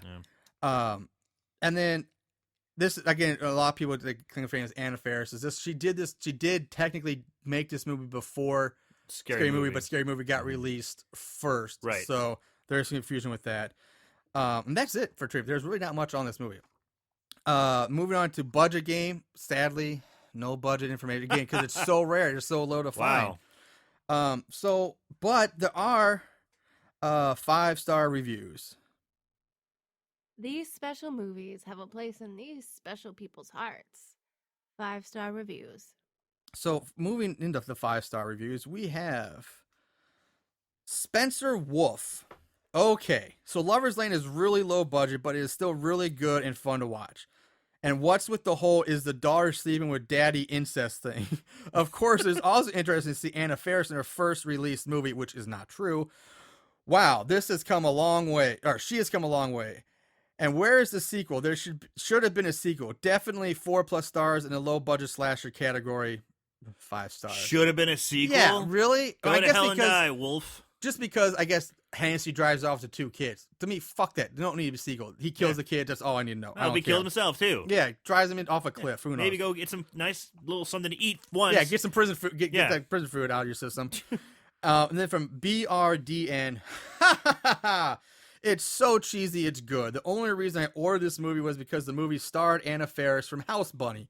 I thought the movie was super cheesy, but I enjoyed it. Gave me lots of laughs. It's one of those movies that you just laugh at for the stupidity. It's a movie you can't take serious. 5 stars. But they don't try to do any humor. No, they don't. I think Doug is supposed to be the comedic relief, and well, it's really not funny. Yeah, it's not. Yeah. And then there's only 3 more. They're all short. Don Miller. This movie is great fun. Get a bowl of popcorn and just settle in for a good time. 5 stars. That guy needs to raise his expectations for movies. Right. From Demos. gore doesn't make a movie, but this one had enough when it was needed. But talk about a great slasher movie. Wrong. Awesome twist ending, great atmosphere, great scares, cool killer equals awesome slasher film. Highly recommended, 5 stars. This guy needs a fucking lobotomy or something. I don't think he watched this movie. Totally different movie he's talking about. Sounds like that guy needs a hook in his ass. And from Mr. William A. Carroll, one word, excellent, 5 stars. So That's just a poor review. yeah, Really, that's excellent. All Ugh. right, we have some other business to cover before we sign off for tonight, but we will get into our final reviews. So bad, good. So bad, scary. Aaron, what's your take on this I one? don't think it's a surprise. It's so bad it's scary. I mean, it was just the quality. I mean, it seemed to kind of have that try to be cut from the same cloth as those 90s horror movies like Scream or I Know What You Did Last Summer Yeah. or The Faculty, the like group of teens who are gonna fight off the but it just sucked. It just didn't have it. I mean, and even with a bad budget, can't you kind of spitball an idea to have at least some kind of on-screen death? Really? I mean, you have enough budget to blow up a fucking house. Yeah, that's true. You They think blew up you'd, the house like, and ran through a barn door? hire some, aspiring college kid who's into gore makeup. Yeah, that's a really good point. If they had the money to blow up a fucking house and run a car through a door, they could have done some. There could have been a lot. some better Could kills. use your budget a little better. That's a good point. Again, I was torn with this. I feel like I say that a lot lately, but because the acting, the acting really isn't that. We've seen far worse acting in other movies. It's really not that bad. True. I don't like where you're going with this. I know. I wanted to like it. I did because I didn't mind Chloe at best because she almost got so over the top crazy that it was almost entertaining. And if it was neat to see Anna Faris's early work, but it left me wanting more. Like it really did. And the ending was so goddamn convoluted and unnecessarily It didn't make any sense. I mean, the fact that we have clusterfuck to crazy. sit back and go over it after the movie, Yeah. like still trying to figure out what the fuck really happened. And that's where this is that stream where it started where every movie had to have that twist ending now. Like I don't care. Like I would have been just fine if it was Hennessy from the get-go. Let Hennessy be the killer. He escaped from prison. He's out there to get everybody. Fine. I'm good with that. I don't need these crazy twist endings. Right. Just so I'm gonna say because it left me wanting more and that the ending was so atrociously confusing with the character relationships, I'm gonna say So Bad It's Scary too. All right. I am gonna go at So Bad It's Scary. It's a good thing you said that. Our friendship was on the line there, buddy. I was like, oh boy, that's it.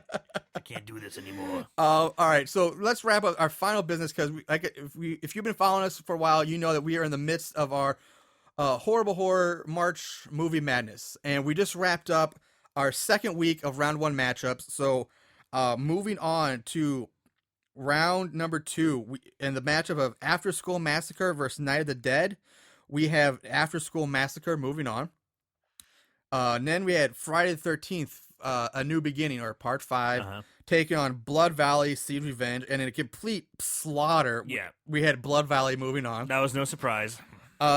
Then we had Return to Horror High taking on the 1981 Graduation Day. Moving on is Return to Horror High, which I was actually kind of glad to see that. Yeah, I think Return to Horror High is a worse movie, but it's Grant, you didn't Yeah. see Graduation because that's one I did. That was the one I did with Justin Willman when we had him on. And the movie's bad. Don't get me wrong, but at least that movie made sense. Like, and things actually happened in it.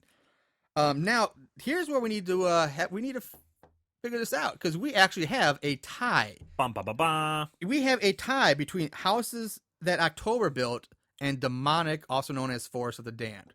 Came in dead even in votes, so it's up to us to pick which one moves on to round 2. So we're gonna try to do this kind of quickly and wrap this up, but we gotta figure this out. So what you got? Well, if you remember, Houses That October Built, I actually didn't see because I was getting married. That's right, you weren't here for that one. No, I wasn't, but I did see Demonic, and I did not like that movie. Although I did like Tom Savini, and I Okay. did like, even though they weren't the greatest boobs, a lot of boobs in A lot that of movie. boobs. Yeah. Since I did see both of them, and I hated pretty much both these movies, but I will agree with you. To me, demonic. I'm putting the voting for demonic. Or I vote for them to not move on. I should say that because it had Tom Savini in a crazy weird role, I and kind of liked his. He was a good crazy guy. yeah, He yeah. did a pretty decent job. And it did And it have was a unique story of protecting the nymphs of being the nymph keeper. demon, nymph, Yeah, angels, like, whatever the yeah. fuck they were. Yeah, and it had like 5 to 6 women that were just completely naked the entire time. Now they weren't necessarily the best looking, but they were women completely naked throughout the whole movie. And Takes that, commitment. yeah, and that to me was, I would rather go back and rewatch Demonic than House of October. Because that movie So is House of fucking awful. So are you saying House of Octoberville is moving on? I am breaking the tie with House of October Bill. We'll move on to round 2. So that brings us to this week's bracket episodes or movies. So this week we have Chud taking on Bloody Mary 3D, Night of the Dead / Friday the 13th taking on Scare Zone, New Year's Evil will face off against Slaughterhouse Massacre, and Jack Frost, not the Michael Keaton one, the Snowman. Jack Frost going up against Alice in Murderland. Ooh. So that will be this week's matchups. We'll announce the winners on next week's next week's episode, which we already know next week's episode will be Holla 2. Holla 2. So that's it from us for this week. Check us out on our Facebook page. Follow us there. You can check out our website, horriblehorrorpodcast.com. Follow us on Twitter at SoBadIt'sScary with 2 S's. We're on Podbean at horriblehorror.podbean.com. And you can like us, subscribe to us, check us out, rate us, admire us, all that good stuff on Apple's mighty iTunes. Yeah, we're also on Instagram. Oh, that's right. I keep forgetting to plug that one. Yeah. But we are on Instagram, Horrible Horror Podcast with underscores between the words. So horrible underscore horror underscore podcast. Yeah. You can check us out there too. That's going to do it. We'll be back. We'll be back in a week, Moon Goons. Take it easy. Get ready for Holla 2. Bye-bye.